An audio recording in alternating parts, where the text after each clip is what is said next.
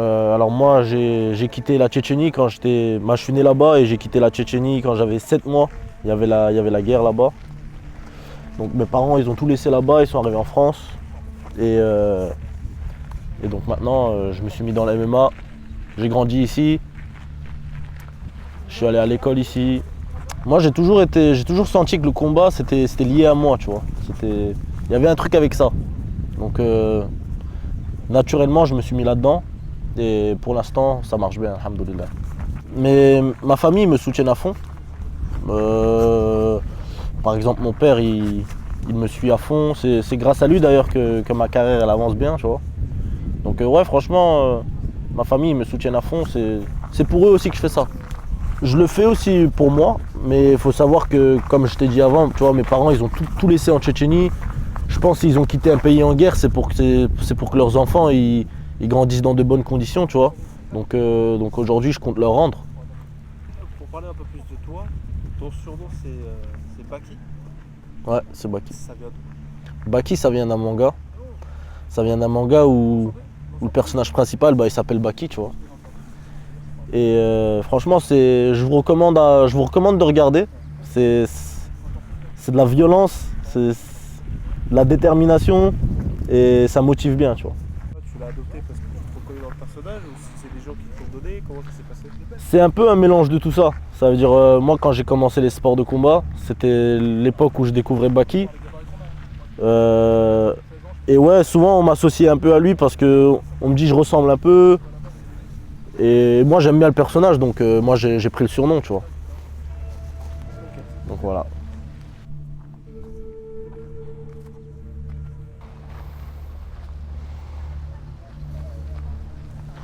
Ma famille, ils sont très importants parce que déjà c'est eux qui m'aident dans l'aspect financier, mais aussi dans l'aspect, tu sais, t'as besoin de quelqu'un qui te pousse aux entraînements, etc.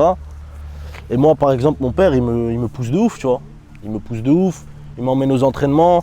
Là, je viens d'avoir le permis il n'y a pas longtemps, mais jusqu'à là, mon père, il m'emmenait tout le temps. Et même maintenant encore, sachant que sur Paris, c'est pas évident de conduire, tu vois. Il m'emmène encore aux entraînements, donc voilà. Ils sont très très importants, ma famille. C'est quoi ta vision du MMA en France? Bah franchement, c'est vrai que le fait que ça n'a pas été légalisé depuis tout ce temps, ça nous a fait prendre un peu de retard. Mais il faut savoir que la France, elle regorge de talents, tu vois. Il y a pas mal de très très bons combattants.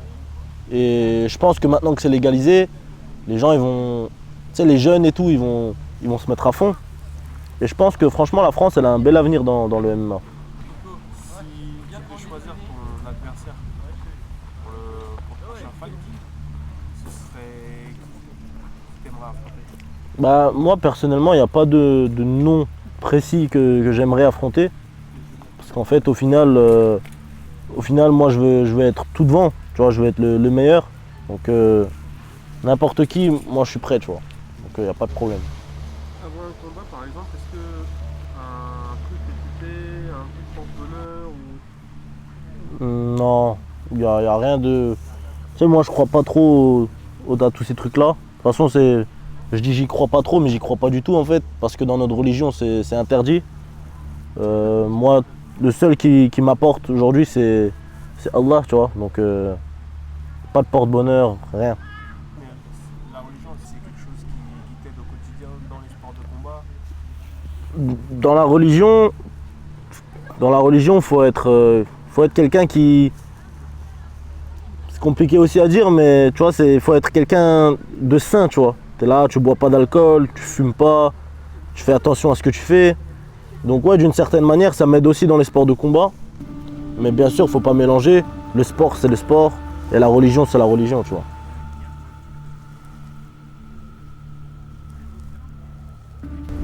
C'est quoi les qualités pour toi quelles qualités il faut pour être un bon combattant? Je pense, comme bonne qualité, il faut être courageux. Parce que ça demande du courage de se battre dans une cage, devant sa famille, devant ses proches, devant un public. Et après, il faut avoir une bonne adaptation. Parce qu'un combat, c'est ça en fait, c'est de l'adaptation constante. On s'adapte toujours à l'adversaire. Ça se passe jamais comme prévu et il faut y faire face. T'as senti l'évolution dans ta préparation, dans ta manière de préparer un combat depuis que tu as commencé, maintenant que tu es pro? Bien sûr. Déjà, je m'y prends beaucoup mieux pour mes camps d'entraînement. J'ai appris à étudier un combattant, à l'analyser, à mettre un game plan, appliquer le game plan. Ça, c'est des trucs que tu les connais pas, tu sais pas le faire dès le début. Sur l'alimentation et tout ce qui est autour de l'entraînement aussi. Sur ça, j'ai fait énormément de progrès. Le cutting, etc.